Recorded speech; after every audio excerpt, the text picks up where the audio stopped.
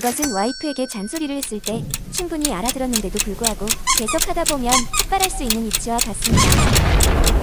기타 조명이나 충전기 등 전기가 하루에 200W는 잡아야 합니다. 따라서 총 필요한 전기량을 합하면 여름 기준으로 7850W입니다. 캠핑카 자작을 꿈꾸는 분들은 각종 배관 작업도 머리 아프지만 특히 전기 설치에 대해 자신이 없어 시작하지 못한다고 합니다. 저 또한 가정용 전기와 다른 차량용 DC 전기에 대해 견해가 부족했으나 기본 개념을 알고 나니 별거 아니었습니다. 즉, 캠핑카 전기 설비도 기본 개념만 알고 접근한다면 가정용 전기보다 더 안전하게 설치할 수 있습니다. 앞으로 차량용 전기에 대하여 전문 지식이 전혀 없는 제가 전기에 대한 개념을 익히고 자신의 요구 환경에 맞도록 설치하여 사용하기까지의 과정을 영상으로 꾸며보겠습니다. 이 영상은 캠핑카 전기에 전문 지식이 있는 분을 위한 영상이 아닙니다. 전기에 대하여 문외한인 분도 조금만 관심을 갖고 보시면 자작 캠핑카를 시도하는 것에 자신감을 갖게 되리라 생각합니다. 우선 기본 개념부터 알고 갈게요. 가정용 전기 한전전기는 교류 전기로 AC라고도 합니다. 220V입니다. 전압이 높아 감전 우려가 있습니다. 차량용 전기는 직류전기로 DC라고 하는데 버스나 대형차는 24V이고 승용차나 소형차 등은 대부분 12V입니다. 가정용과 차량용 전기의 크게 다른 점은 플러스와 마이너스를 구분하여 배선하여야 한다는 것입니다. 전력량은 다음과 같이 와트로 계산하시면 됩니다. 전력량, 와트는 전압인 볼트 곱하기 암페어입니다. 대부분은 소비 전력으로 사진과 같이 와트가 표기되어 있지만 최대 부하 전류로 암페어만 표시된 것도 있습니다. 암페어만 표시된 것을 와트로 계산해 볼까요? 소비 전력이 0.6A니까 0.6 곱하기 12V 하면 7.2W가 나옵니다. 자, 그럼 우리가 상상하는 캠핑카에서의 전력 사용량을 계산해 볼까요? 1. 카라반 캠핑카용 에어컨 중 소비 전력이 낮은 것도 750W인데 하루 3분의 1만 사용한다 보고 8시간 봤을 때 6000W 이네요. 2. 전자레인지 중 가장 작은 것이 1000W를 먹습니다. 하지만 잠깐 사용하니 그리 많이 소모되지는 않겠습니다. 하루에 5분씩 3회 사용한다고 했을 때 250W 정도 소모합니다. 3. 냉장고는 전력 효율을 위해 DC용을 사용합니다. 절전형으로 해도 30W이므로 24시간 가동 시 720W를 소모시킵니다. 냉장고 문을 안 열면 500W 이내로 관리됩니다. 4. DC 방식 TV 22인치 기준으로 60W 정도 먹어요. 보통 5시간 정도는 사용하죠. 이 또한 하루에 300W. 5. AC 드라이기. 이게 은근히 많이 먹습니다. 1500W입니다. 하루 13분 정도 사용한다면 320W는 배정해야 하네요. 6. 수도용 압력 펌프는 60W 정도 보고 하루에 1시간 정도 사용할 때 최소한 60W를 먹습니다. 7. 다음은 전기장판인데요. 2인용으로 할 경우 최소 100W는 사용하네요. 한밤을 주무시려면 5와 8시간으로 800W가 필요합니다. 8. 기타 조명이나 충전기 등 전기가 하루. 따라서 총 필요한 전기량을 합하면 여름 기준으로 7850W입니다. 이 전력량을 유지하기 위한 배터리 필요량을 계산하면 다음과 같습니다. 100A 배터리의 효율을 80%로 봤을 때 배터리 한 개당 100 곱하기 12V 곱하기 80%는 960W를 사용할 수 있겠습니다. 따라서 7850 나누기 960 하면 최소한 100A짜리 8개는 있어야 합니다. 저 상태로 3일을 정박하면 배터리가 24개가 있어야 하며 효율이 좋다 해도 20개 이상의 배터리가 필요한 것으로 계산됩니다. 한 개 27kg로 배터리 무게만 540kg가 나갑니다. 캠핑카를 자작하면서 많은 분들이 220으로 변환해주는 인버터를 설치하여 에어컨을 돌리거나 전자레인지, 전기밥솥 사용을 생각하시는데 생각보다 비용이 만만찮게 들어갑니다. 저의 캠핑에 대한 개념은 야외에 가서 집과 같이 완벽한 환경을 갖추고 지낼 것이 아니라 다소 불편함은 더 좋은 힐링을 위해서 감수하는 것입니다. 따라서 많은 양을 갖고 있어도 불안한 전기 부자보다는 적은 양의 전기를 갖고도 부족함 없이 사용하는 개념이 필요합니다. 그럼 저 땡꾸쟁이의 전기 사용 기준과 보유량을 알아보겠습니다. 차량용 전기에 대한 개념이 정립되지 않고 캠핑카를 자작하면서 저 또한 에어컨, 전자레인지를 설치할 공간을 준비하였습니다. 하지만 자작이 진행되면서 전기에 대하여 공부를 더 하게 되었고 다양한 경험담과 사용성을 눈여겨본 결과 풍족하게 사용하기 위해서는 투자가 너무 많이 들어가고 투자 대비 효율이 적다는 것이었습니다. 그래서의 결론은 에어컨, 전자레인지, 전기밥솥 등 220이 필요한 전자제품을 사용하지 않는다는 것에 초점을 두었습니다. 220을 사용하지 않으니 인버터도 필요 없어지고 전력 필요량이 현저히 줄어들었습니다. 다음은 저의 캠핑카에 구성되어 있는 전자제품과 전력량입니다. 모든 전기기구는 DC용 제품으로 구성하였습니다. 냉장고 75리터 2A 24W 곱하기 24시간 하면 576W, 수도 압력 펌프 60W로 하루 1시간 가동하면 60W, 선풍기 10W짜리 8시간 사용하면 80W, DC 텔레비전 60W 4시간 보면 240W, 조명 등 30W 5시간 사용한다고 했을 때 150W, 충전기, 노래방 등등 20W 2시간 사용 40W, 따라서 하루 총 사용량은 1146W 이내입니다.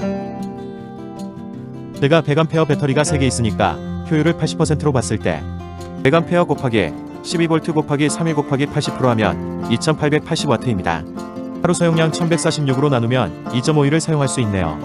실제 사용해본 결과로는 추가 충전 없어도 3일 이상은 문제가 없었습니다. 저는 배터리를 더 추가하지 않고 태양 충전 500W를 설치하였습니다. 하루에 4시간 충전 시 1368W를 충전할 수가 있습니다. 즉 4일 이상 흐린 날이 없는 이상은 전력량에 구애 없이 한 달이고 두 달이고 계속하여 캠핑을 즐길 수가 있다는 것입니다. 우선 차량용 배터리와 캠핑용 배터리의 차이를 알아볼까요? 보통 같은 배터리라 생각되지만 그렇지 않습니다. 차량용은 시동 때에만 사용하고 그 후에는 차량 충전기에서 발생되는 전기를 사용하므로 항상 만충된 상태입니다. 따라서 차량용 배터리 특성은 초기에 기동하는 힘만 강하도록 만들어져 있어 장시간 사용에는 안 좋습니다. 즉, 초기 스피드가 월등한 단거리 선수라 할 수 있습니다. 반대로 캠핑용 배터리는 마라톤 선수입니다. 초기 토크는 약해도 용량이 다할 때까지 지속적으로 사용이 가능하게 만들어져 있답니다. 캠핑카 배터리를 말할 때 메인 배터리는 차량용을 말하고 서버 배터리는 캠핑용을 말한다고 합니다. 저도 나중에야 그 뜻을 알아들을 정도로 초보였습니다.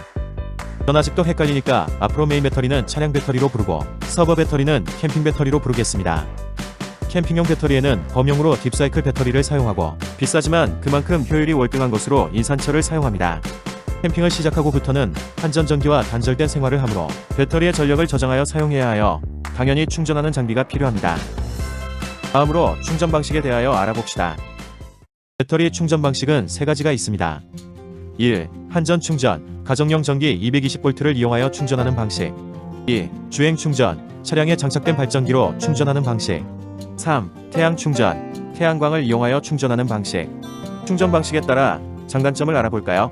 1. 한전 충전, 가장 확실하고 효율이 좋은 충전 방식입니다. 하지만 유료 캠핑장 등 220콘센트가 있는 곳에만 가능합니다. 캠핑카를 갖고 있어도 220을 꼽을 곳이 없다면 어렵습니다. 2. 주행 충전, 차량을 운행하는 중 여분의 전력으로 충전합니다.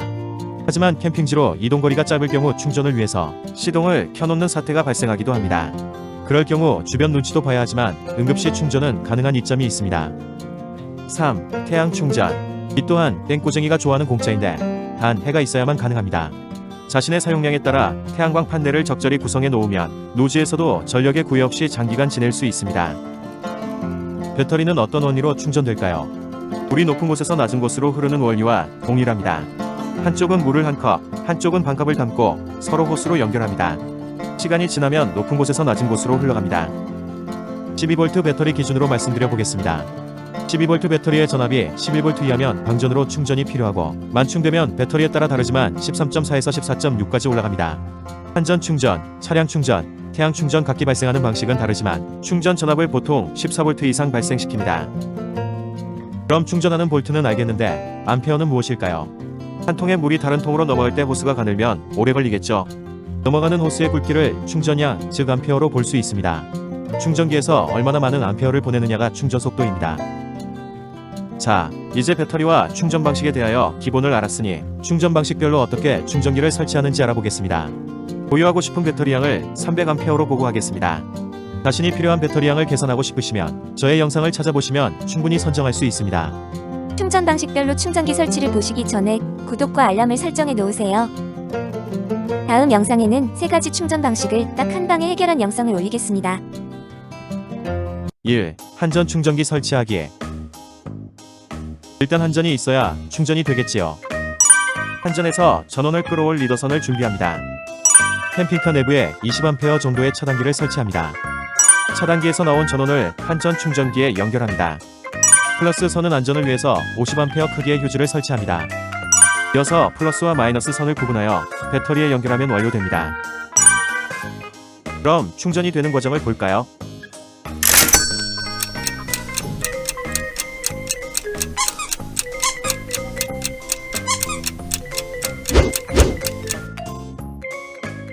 2. 주행 충전기 설치하기. 주행 충전기는 차량 발전기에서 생성된 전기를 이용하여 충전하는 방식입니다. 발전기에서 생성된 전기가 차량 배터리에 저장되므로 차량 배터리와 연결하면 됩니다. 차량 배터리에 전선을 연결합니다. 연결 케이블은 8SQ 정도가 적당합니다. 단락을 쉽게 하고 안전을 위하여 차단기 20A 정도 설치합니다. 마이너스 선은 배터리로 바로 연결하고 플러스 선만 주행 충전기로 연결합니다. 주행 충전기에서 나온 플러스 선에 50A 휴지를 부착합니다. 휴지를 통한 플러스 선을 캠핑용 배터리에 연결하면 완료됩니다. 그럼 충전이 되는 과정을 볼까요?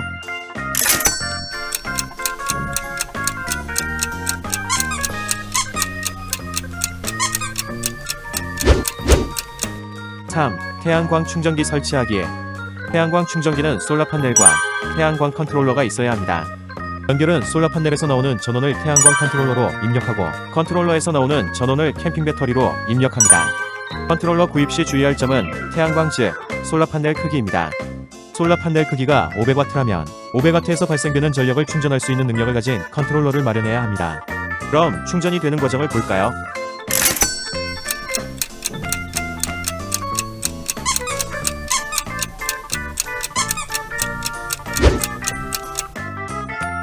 이상으로 충전 방식별로 설치 방법을 알아보았습니다.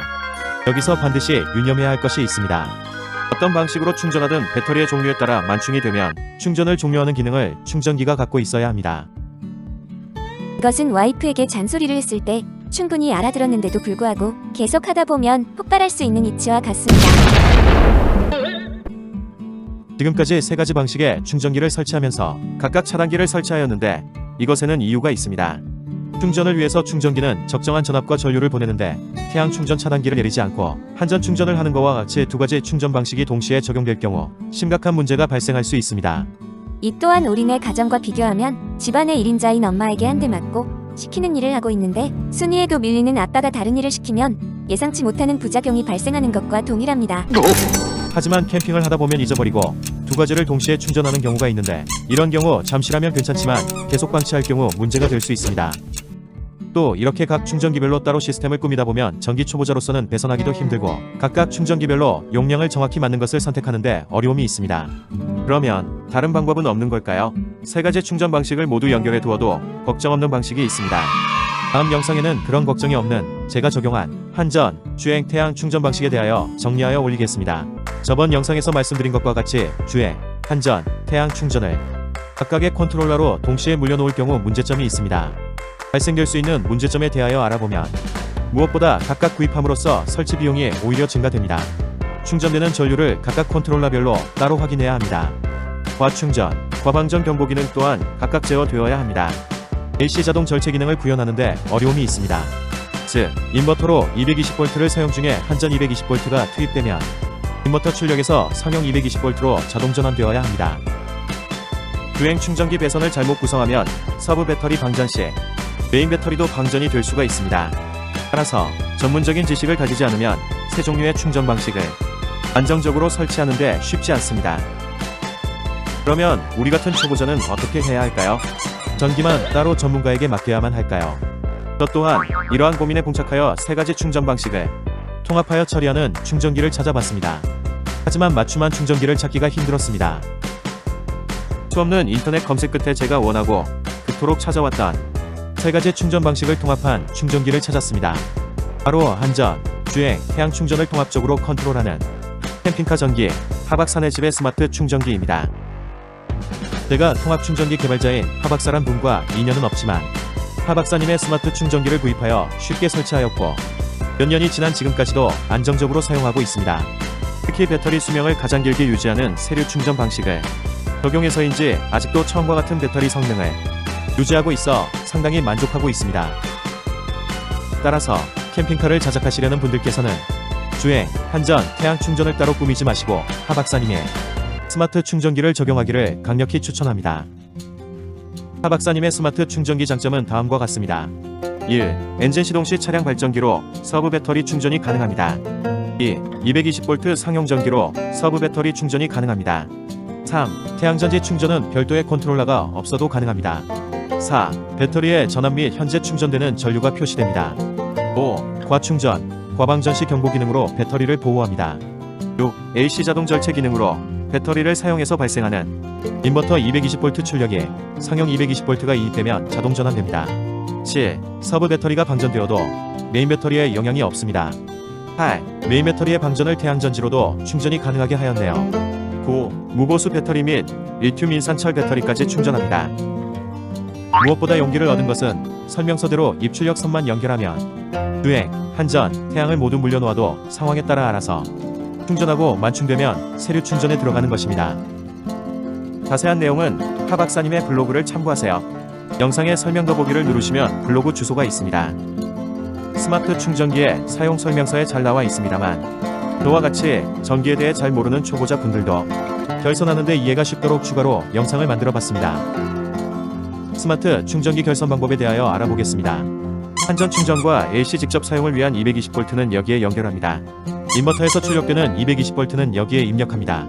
인버터 용량에 맞는 전선으로 직접 끌어오는 것이 안정적입니다. 캠핑카에서 사용하는 AC는 이곳에서 연결하여 사용합니다. AC용 냉장고, TV, 드라이기, 전자레인지 등을 연결합니다. 특히 한전전기가 접속되면 인버터를 통하지 않고 상용전기로 자동 전환되는 기능이 있어 편리합니다. 최대 4.5kW까지 가능하다고 하니 대부분 대응되겠습니다. 주행 충전을 위한 차량의 메인 배터리에서 끌어온 전원은 특성에 맞추어 여기에 인입합니다. 충전기 용량에 따라 6에서 10SQ 전선을 권장합니다. 태양 충전 전지판에서 출력되는 전원은 여기에 입력합니다. 연결만 해두면 되니 우리 같은 초보자에게 쉽습니다. 캠핑카 배터리인 서브 배터리는 여기에 연결합니다. 여기를 통하여 서브 배터리에 충전이 됩니다. DC 부하를 위한 컨트롤 판넬도 여기에 연결합니다. 충전과 부하를 함께하므로 총 부하에 맞게 전선을 설치합니다. 컨트롤 판넬 허용 부하 이상이거나 인버터 입력용 DC는 서버 배터리에 직접 연결하는 것이 좋습니다. 더 자세한 내용은 블로그를 참고하여 하 박사님께 직접 문의드리면 많은 도움이 될 것으로 생각됩니다. 그리고 캠핑카에 전기 작업을 하면 필수적으로 사진과 같은 컨트롤 판넬을 설치하게 됩니다. 실외로 컨트롤 판넬 앞면을 설명드리겠습니다. AC인 220V는 스마트 충전기를 통하여 부하 쪽으로 직접 출력되나 DC 부하는 컨트롤 판넬을 통해야 안전합니다. 서브 배터리와 차단을 해주는 차단기입니다. 총 부하가 30A 이상 시에는 서브 배터리와 직접 연결해야 합니다. 사진의 계기판에는 현재 전압이 나타나 있네요. 시간, 실내 온도 등으로 바꿀 수가 있습니다. 자주 점등하는 조명 등은 부하별로 묶어서 연결해두고 각 스위치는 그 하부 라인에 별도로 두어 사용하는 것이 편합니다. 연결된 부하에 맞는 휴즈를 사용해야 합니다. 너무 낮은 것은 자주 단락되고 너무 높으면 휴즈 역할을 할 수 없으므로 부하에 맞는 휴즈를 사용하세요. 저는 이렇게 종류별 휴즈를 구매해두고 사용합니다. 적정 부하에 맞는 휴즈를 사용하였는데도 휴즈가 나간다면 전기 제품이나 배선 라인을 점검해야 합니다. 캠핑카를 사용하면 항상 전원을 투입해두는 DC 전기 제품은 여기에 종류별로 구분하여 연결해두면 편리하게 관리됩니다. 실외로 컨트롤 판넬 뒷면으로 가볼까요? 대부분의 컨트롤 판넬 뒷 부분을 보면 사진과 같이 보입니다. DC 입력 쪽은 충전기에 서브 배터리 쪽 라인에 연결합니다. 아래쪽이 차단기를 지난 부하 쪽 출력입니다. 적색선이 플러스인데 휴즈와 스위치를 통하여 나와 있네요. 각각 구분된 부하에 플러스 쪽에 연결하면 됩니다. 마이너스는 공통으로 연결하면 되나 단자대를 부착하여 각 부하별로 별도로 공급하는 것이 안전하다고 생각합니다. 오늘의 영상은 충전기 선택과 결선 방법 그리고 컨트롤 판넬에 대한 설명까지로 마무리하고 다음 영상에는 컨트롤 판넬에서 각종 부하까지 개선하는 방법에 대하여 설명드리고 부하에 따른 전선 규격을 선택하는 기준도 올려드리겠습니다. 5. 허용 전류에 따른 전선 규격. 허용 전류에 따른 전선 규격을 표로 정리해 보았습니다. 암페어를 계산하는 방법은 와트 나누기 볼트입니다. 와트를 산출하는 방법은 암페어 곱하기 볼트입니다. 안녕하세요. 땡꼬쟁이의 캠핑 이야기입니다. 오늘은 자작 캠핑카 초보전기 4회차로 배선하는 방법과 전선 규격에 대하여 다음과 같은 순서로 알아보겠습니다. 1. 충전기와 컨트롤 판넬 결선하기. 2. 단자대 설치하기. 3. 단자대에서 부하 연결하기. 4. 조명 스위치 달기. 5. 허용 전류에 따른 전선 규격. 1. 충전기와 컨트롤 판넬 결선하기. 저번 영상에서 알려드린 바와 같이 통합 충전기에 한전, 주행 태양 충전을 위해 전원을 입력할 때에는 충전기 입력 직전에 차단기를 설치하는 것이 좋습니다. 인버터의 출력 220과 한전 220 전원에는 유전과 배선용 겸용 차단기를 부하 용량에 맞게 설치합니다. 주행 충전, 태양 충전은 12V로서 DC용 차단기를 설치합니다. 부하에 따라 다르지만 30A 정도가 안전하다고 봅니다. 전선은 배터리 용량에 따라 6에서 10SQ 정도 사용하면 됩니다. 충전기 12V 출력에서 컨트롤 판넬까지는 6SQ가 적당합니다. 캠핑카 전원을 사용하는 부하는 두 가지로 구분할 수 있습니다. 냉장고, 펌프와 같이 상시적으로 전원을 연결해 두는 것이 있고, 조명과 같이 필요할 때 스위치를 올려서 사용하는 것이 있습니다. 컨트롤 판넬에 있는 스위치는 경고성이 떨어지므로 조명 스위치로 사용하는 것을 추천하지 않습니다. 2. 단자대 설치하기. 컨트롤 판넬에서 각종 부하로 직접 연결하지 말고 단자대를 설치하여 거쳐서 연결되게 하세요. 단자대 번호를 적어놓고 부하 종류를 적어놓으면 관리하는데 편합니다. 전선 한 가닥으로 여러 부하에 공통으로 사용할 수도 있지만 가능한 부하에 따라 별도로 배선하는 것이 좋습니다. 따라서 공통 단자에 쇼트바로 연결해 놓고 그 하부에서 연결해 사용하세요. 3. 단자대에서 부하 연결하기. 단자대에서 부하로 연결하는 방법은 단자대에서 한 선을 따고 음극은 공통 단자대에 연결한 후 냉장고나 펌프 등 부하까지 연결하면 됩니다. 컨트롤 판넬의 휴즈는 연결된 부하에 맞도록 설치하세요. 부하의 용량에 따라 전선을 선택하는 방법은 이 영상의 후반에 있습니다. 4. 조명 스위치 달기. 조명등과 같이 항상 연결해 두는 것이 아닌 것은 별도로 스위치를 부착하여 사용하세요. 특히 조명은 가능한 소비 전력이 낮은 LED로 사용하세요. 캠핑카에서 사용하는 조명 모두를 합하여도 전력이 높지 않으므로 컨트롤 판넬 한 포인트에 연결하고 단자대에서 조명 수만큼 분할하여 사용하세요. 단자대에서 조명으로 가기 전에 스위치를 부착하면 됩니다. 외부 아울렛 전원도 필요할 때만 사용하도록 스위치를 거치게 하는 것이 안전합니다. 스위치는 가정용 스위치를 사용해도 큰 문제가 없으며 마이너스 선은 부하로 바로 가고 플러스 한 선만 이용합니다. 5. 허용 전류에 따른 전선 규격. 허용 전류에 따른 전선 규격을 표로 정리해 보았습니다. 암페어를 계산하는 방법은 와트 나누기 볼트입니다. 와트를 산출하는 방법은 암페어 곱하기 볼트입니다. 따라서 사용하고자 하는 전력 기구의 암페어나 와트를 보시고 전선 규격표에서 해당 전선의 굵기를 찾으면 됩니다. 규격은 AWG나 SQ로 표기되어 옥션에서 구매할 수 있습니다. 0.75SQ까지는 음극, 양극이 붙은 전선을 사용해도 됩니다. 하지만 그보다 굵은 전선은 별도로 구매하는 것을 추천합니다. 전선을 구매할 때는 가능한 적색과 흑색으로 구매하여 배선할 때 음극과 양극이 헷갈리는 일이 없도록 하세요.